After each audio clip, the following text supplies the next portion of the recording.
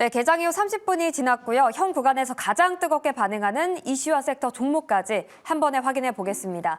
M&G골드 조범수 매니저와 함께 할게요. 매니저님 어서 오세요. 네, 안녕하십니까. 네, 저희 첫 번째 이슈로 현 구간 시황 살펴보겠습니다. 국내 양대 지수 상승하고 있습니다. 코스피에서는 외국인이 7거래일 만에 순매수세를 나타내고 있고요.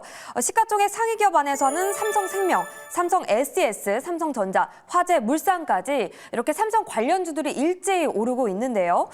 국내 증시 반등 이제 시작일까요? 지금 일단 현재 반등 같은 경우에는 전폭적으로 삼성전자 덕분이다라고 이야기를 일단 할 수 있을 것 같아요.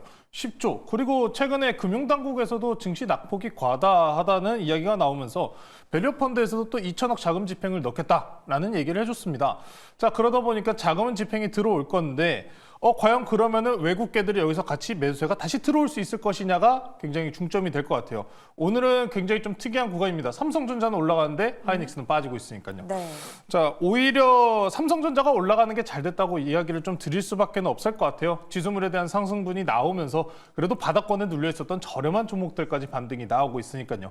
자, 일단 오늘 기준으로 소식이 나온 부분 같은 경우에는 엔비디아에서 현재 최신 그래픽 카드, HBM, AI 같은 경우에 지금 일단 불량 이슈가 또 나왔습니다. 발열과 관련된 이슈가 나온 만큼 추가적으로 또 지연될 수 있다라는 소식이 나온 덕분에 하이닉스가 지금 밀리고 있는 건데 삼성전자와 하이닉스의 방향성을 일단은 과거처럼 같이 보면은 안 될 것 같습니다. 삼성전자가 이탈 나올 때 하이닉스가 안 빠지고 버텼었던 모습도 계속해서 보여줬으니까요. 네.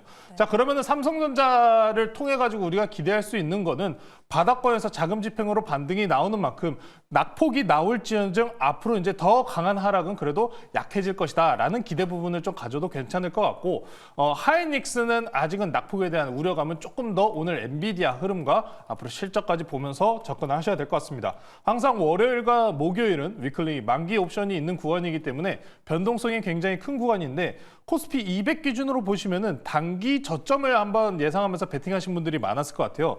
차트를 한번 월간 기준으로 큰 흐름을 한번 지켜보시면은 지수물이 지지선 구간에 도착하지 않았냐라고 표현할 법한 구간에 전일장에 도달을 했었습니다. 그리고 딱 삼성전자에서 10조 매수까지 들어온 모습이기 때문에 그럼 앞으로 이 지지 구간을 이탈할 것이냐 안 할 것이냐에 대한 관점도 열어 올릴 건데 지금 미장까지 좀 봐야 돼요. 우리나라는 선행적으로 많이 낙폭이 나왔다고 해도 미장은 아직도 빠질 놈이 조금 더 열려 있거든요.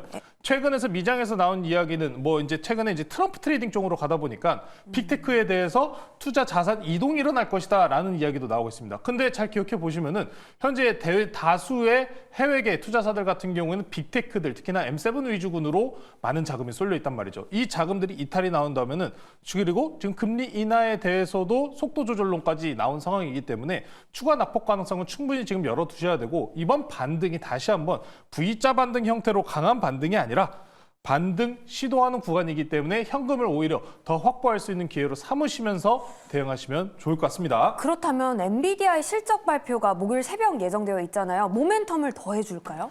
엔비디아 실적 발표가 좋게 나온다면은 단기적으로 시장을 버틸 수 있는 힘을 줄 거지만 저는 엔비디아를 보면서 좀 과거의 에코프로를 보는 느낌이 들어요. 과거의 에코프로 같은 경우에 고가에서 매출치는 잘 나왔는데 영업이익치는 줄어든 모습을 보여줬었죠. 네. 그 다음에 시장 내에서 조정이 찾아왔습니다. SK 하이닉스 모건 스탠리에서 이번에 나온 보고서를 좀 한번 읽어봤더니 영업이익과 관련돼서 지난 분기에서 75.7%가 나왔는데 이번에는 75%를 예상한다고 합니다. 영업이익치가 하향되는 관점을 본 거죠. 그럼에도 불구하고 25년도 말 26년도에는 좋을 거랍니다. 그럼 더 좋아지기 전에 과거 지금 중간 분기에서 쉬어가는 구간 한 번 정도 나올 필요가 있거든요. 그렇다 보니까 이번 실적에 대해서도 사실상 다음에 나올 GB 시리즈, B 시리즈에 대한 기대감을 이어갈 것이냐에 대한 부분은 좀 우려감을 일단 가지고는 봐야 될 것 같습니다. 조정이 나온 이후에 더 가도 상관없으니까요. 추가적으로 트렌드포스에서도 HBM과 관련돼서 내년도 2분기까지는 일단 다운사이클로 바라본다는 이야기가 나온 상황이기 때문에 전반적인 반도체들의 하방 압력이 더욱이 거세질 수 있다는 점을 확인을 꼭 하셔야 될 것 같습니다. 현재 주도주는 반도체가 아닙니다. 현재 주도주는 반도체가 아니기 때문에 반도체는 낙폭 구간에서 반등이 나온다, 저항권까지 올라왔다 된다라고 하면은 현금을 확보하시는 기회로 삼아야 될 것 같고요. 엔비디아 이번 실적 발표로 추가적인 충격이 올지 아니면 단기적으로 숨돌릴 수 있는 구간이 올지 한번 지켜보시면 좋을 것 같습니다. 네, 일단 삼성전자 하방을 잘 다졌다는 점에서 의미가 있을 것 같습니다. 삼성전자를 비롯해서 반도체에 대한 전반적인 전략까지 세워봤고요. 자, 계속해서 두 번째 이슈로는 한파 관련주 보겠습니다. 날씨가 갑자기 추워지니까 보일러 그리고 가스 관련주 그리고 배당주에 대한 관심도 높아지고 있는데요. 추워질 때 오르는 종목들 어떤 기업들을 봐야 할까요? 원래 우리가 한 3, 4개월 전에 먼저 선행적으로 계절주 매집해야 된다고 늘 많이 이야기하잖아요. 네. 근데 오늘 저도 아침에 나오는데 너무 춥더라고요. 너무 추워서 두껍게 패딩 입고 나왔는데 네. 패딩 하면은 그렇지 그게 있었지라는 생각들. 노스페이스. 그렇죠. 노스페이스 영업무역도 있습니다. 이게 빠르게 이제 생각을 하시면 좋아요. 오늘 영업무역 같은 경우 한 1%가량 상승분이 나오고 있는데 이번에 여름에도 더웠다시피 최근에 항상 연마다 역대급 한파, 폭우 이런 얘기 계속 나오잖아요. 네. 이번에도 역대급으로 추울 것 같습니다. 영업무역이나 이런 내구재 소비주 같은 경우에는 거의 바닥권이에요. 왜? 금리 인하기를 들어가고 있는 시점이기 때문에 안정적으로 실적만 채워준다면은 반등을 만들 가능성이 높다는 겁니다. 실적주로 좀 접근하시면 좋을 것 같은데 이 부분 같은 경우에는 가스와 관련된 종목들이 가장 좋을 것 같습니다. 특히나 경동나비엔 같은 경우에는 주가 차트를 보시면은 계속해서 빠지지 않고 올라가고 있는 모습을 보여주고 있어요. 안정적인 실적을 챙겼다. 왜? 이거는 이제 경동나비엔 같은 경우에 국내에서만 이 보일러 사업을 영위하는 게 아니고 이제는 유럽이랑 북미까지 갑니다. 자, 근데 미국에서 뭐라고 하죠? LNG 수출을 늘리겠다고 하지만 유럽이랑 미국이랑 거리가 어떻습니까? 멀죠. 멀다 보니까 LNG로 통해서 이제 앞으로 이제 따뜻한 이 보일러를 쓰는 것보다 경동나비엔 같은 경우에는 순환식 보일러이기 때문에 특히나 이 가스에 대한 비용을 굉장히 절감해주는 모습이 있습니다. 유럽에서도 각광받고 있다는 모습이 나오는 만큼 안정적인 성장세가 기대되는 종목이다라고 보시면 좋을 것 같고요. 경동나비엔을 제외하고도 LNG 관련주들 지금 보시면 시장이 계속 LNG예요.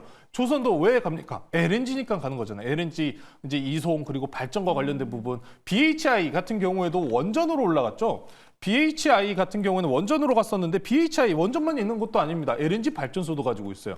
이런 LNG와 연관되어 있는 발전, 지역 난방과 관련된 종목들 충분히 올라갈 수 있으니까요. 관심 있게 보시면 좋을 것 같습니다. 네, 한파 관련주로 경동나비엔 그리고 LNG 관련주 관심 있게 지켜보도록 하겠습니다.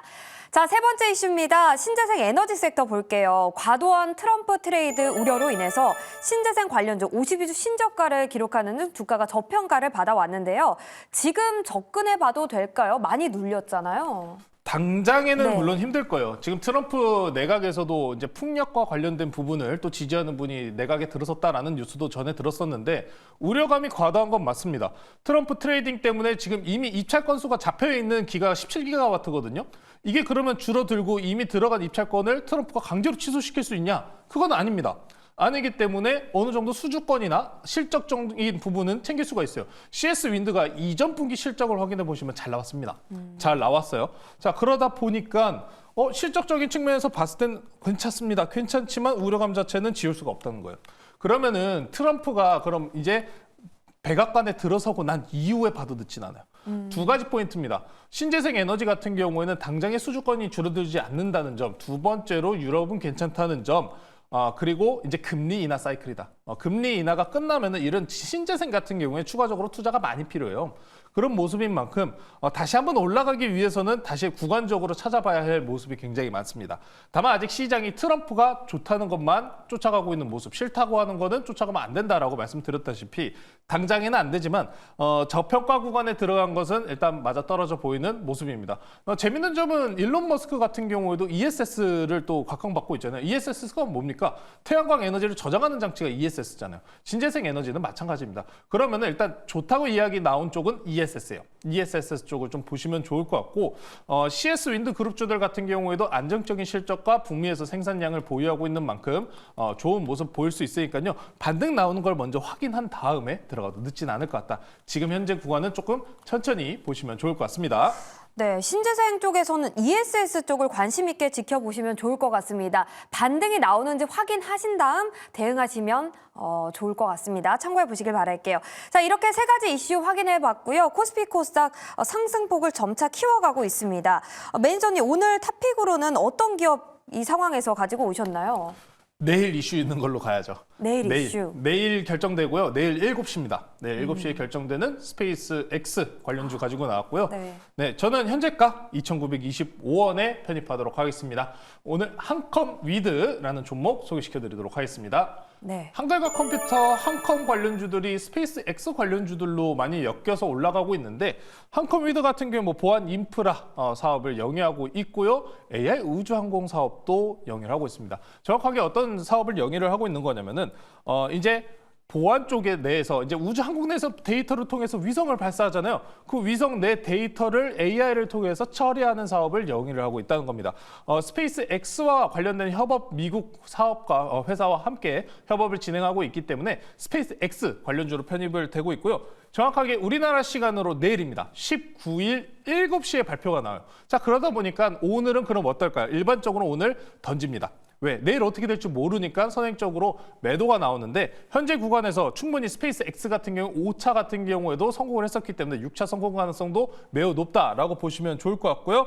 이번에 협업 관련해서 세종 2, 3호가 발사될 예정이니 25년도 발사될 예정이니 같은 수혜주로 관심 있게 보시면 좋을 것 같습니다. 가격 전략 말씀드릴게요. 목표가는 3,500원 제시해드리도록 하고요. 손절가는 2,600원 제시해드리도록 하겠습니다. 네, 이렇게 개장 직후에 뜨거운 관심을 받고 있는 이슈 섹터 종목까지 한 번에 확인해 봤습니다. 저희는 내일 다시 돌아올게요. 시청해 주셔서 고맙습니다.